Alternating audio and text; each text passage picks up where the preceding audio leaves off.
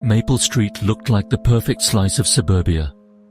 Emerald lawns trimmed with military precision, rows of identical houses basking under a flawless blue sky, and neighbors exchanging polite, almost choreographed waves over white picket fences.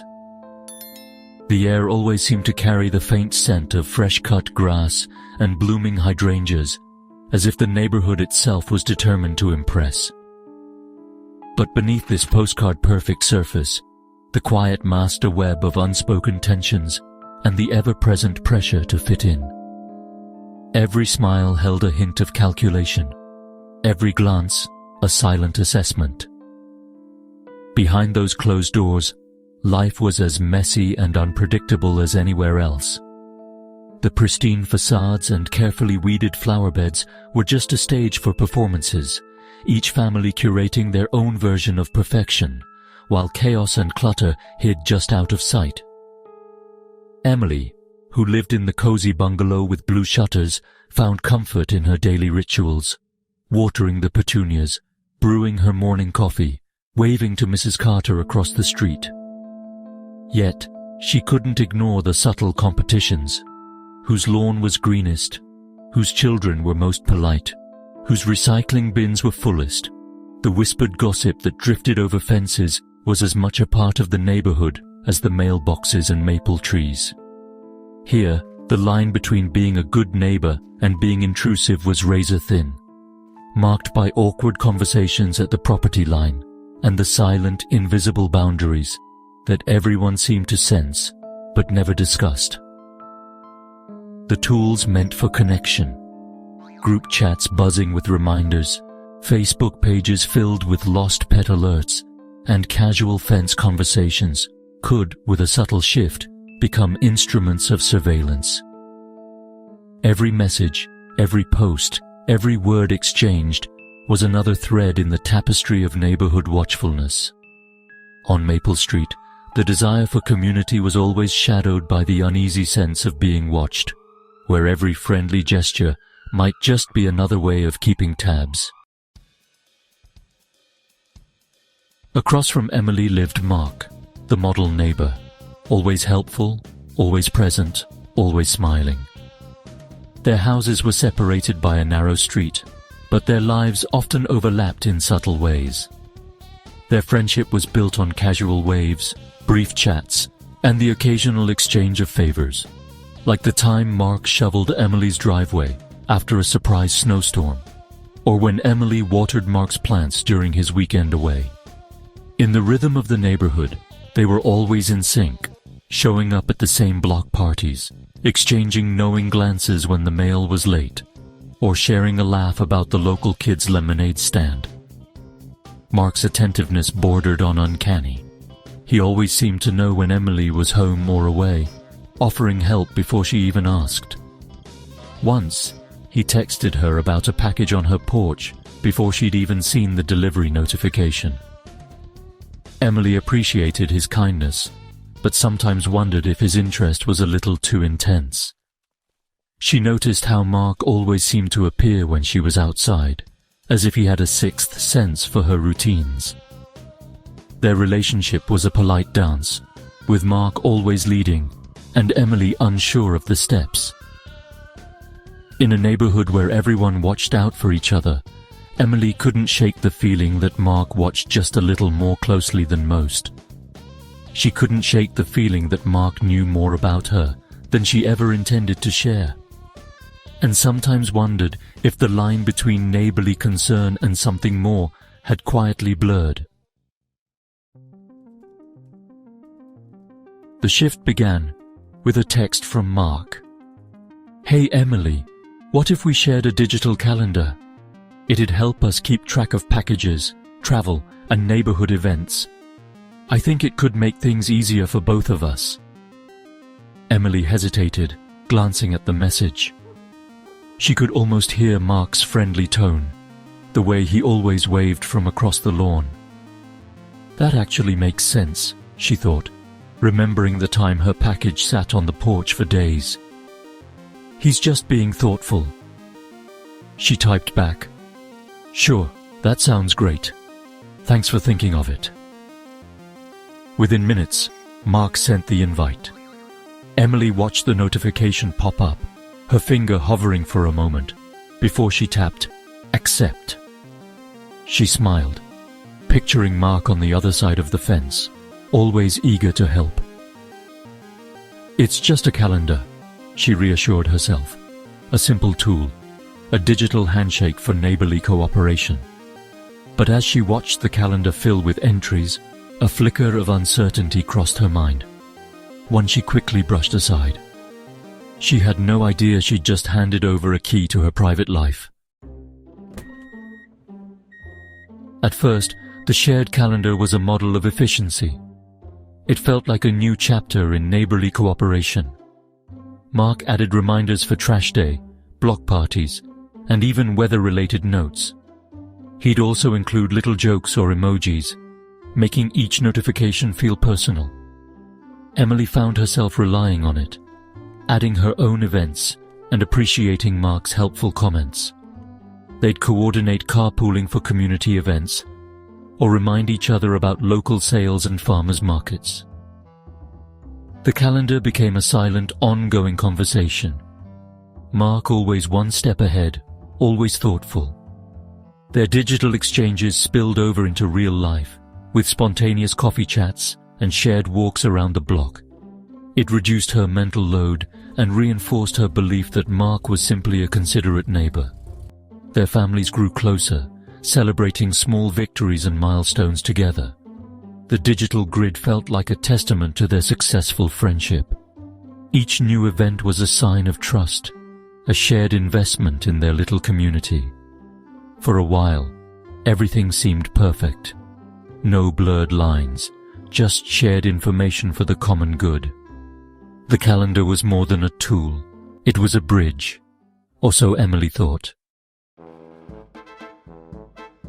The change was subtle at first.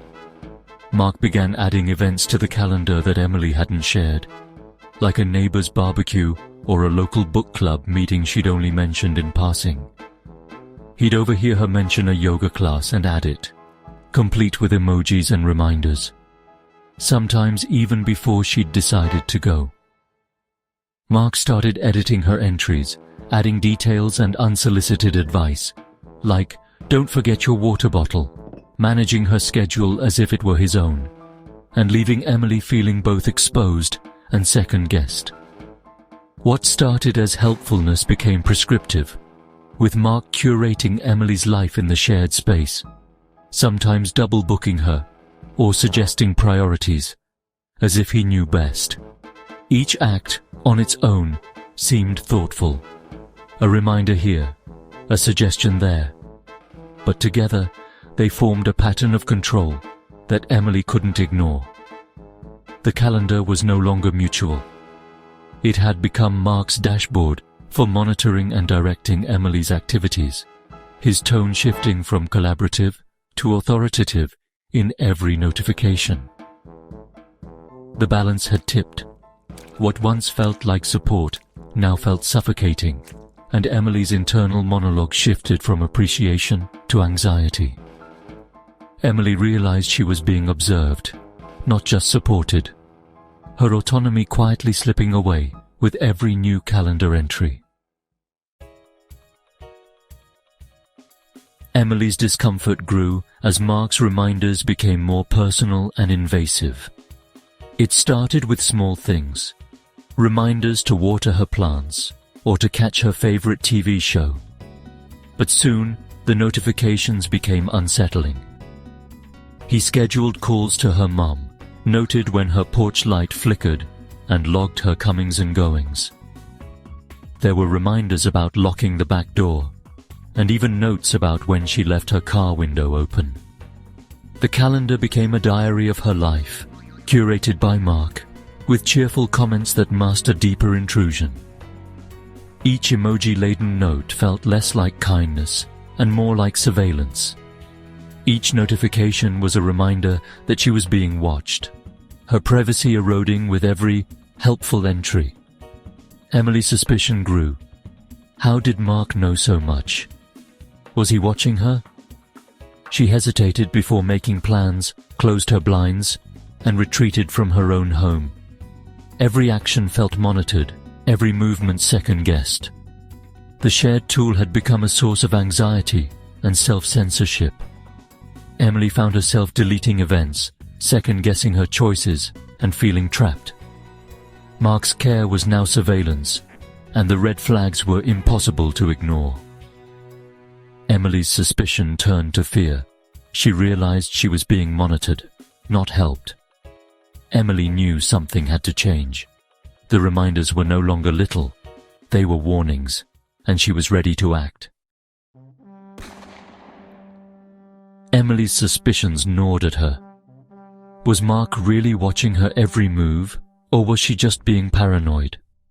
She needed proof, something undeniable.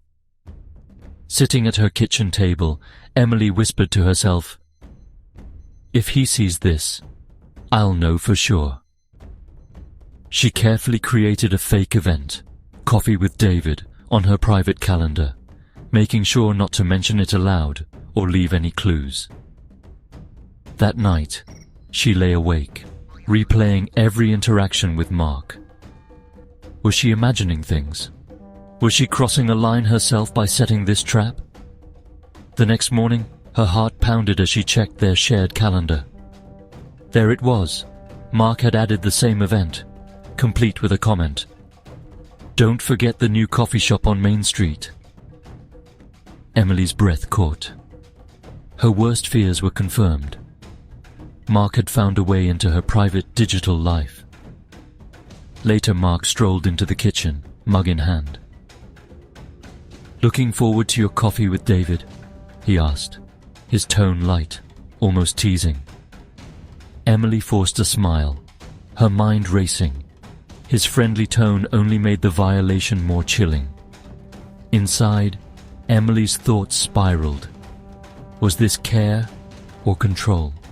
She realized with a sinking feeling. This wasn't concern.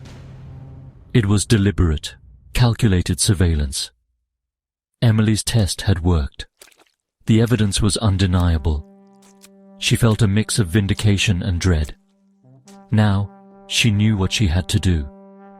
It was time to reclaim her privacy, no matter the cost. With a deep breath and trembling hands, Emily stared at Mark's name on the shared calendar. The weight of weeks of unease pressed on her as she finally tapped "Remove Person." It wasn't just a button. It was a boundary. She spent the next hour combing through her digital life, changing passwords, revoking app permissions, and tightening every privacy setting she could find. Each step was a small act of reclaiming control. Mark noticed almost immediately. His texts started polite. "Hey, did you mean to remove me?" But soon turned insistent. Emily's heart pounded as she typed her reply. "No, I'm good. I'll manage my schedule on my own." She hit send, her hands shaking. The conversation didn't end there. Mark called twice, his number lighting up her screen. Emily let it ring, then, with a final surge of resolve, blocked him, severing the digital leash for good. The silence that followed was heavy at first, tinged with guilt and relief. But as the hours passed, it became a gentle hush, a return to true peace. Emily's quiet, decisive actions restored her autonomy. She allowed herself to feel the sadness, but also the pride in standing up for her boundaries. There was no dramatic confrontation, just honest conversations, a few tears, and finally, a clean break. For the first time in months, her home felt like her own again. A sanctuary reclaimed, and a new chapter begun. Emily and Mark's story is a cautionary tale for the digital age, a reminder that even in the quietest neighborhoods, boundaries can be crossed in unexpected ways. Tools meant for convenience can become weapons of control when wielded with the wrong intent. Technology amplifies our choices, for better or worse. Mark's helpfulness was a mask for surveillance, his care a form of quiet manipulation. It's a lesson in how easily trust can be twisted. The real threat wasn't the technology. It was the person using it to invade Emily's life. The line between support and control is thin and often invisible until it's crossed. In a world obsessed with connection, we must learn to recognize when support becomes control. True care respects boundaries and autonomy. Trust your instincts when helpfulness feels heavy and care becomes confinement. It's okay to question, to pause, and to reclaim your space.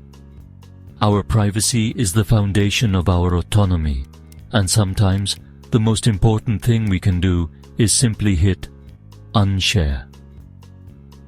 Setting boundaries is not just an act of self-preservation. It's an act of self-respect.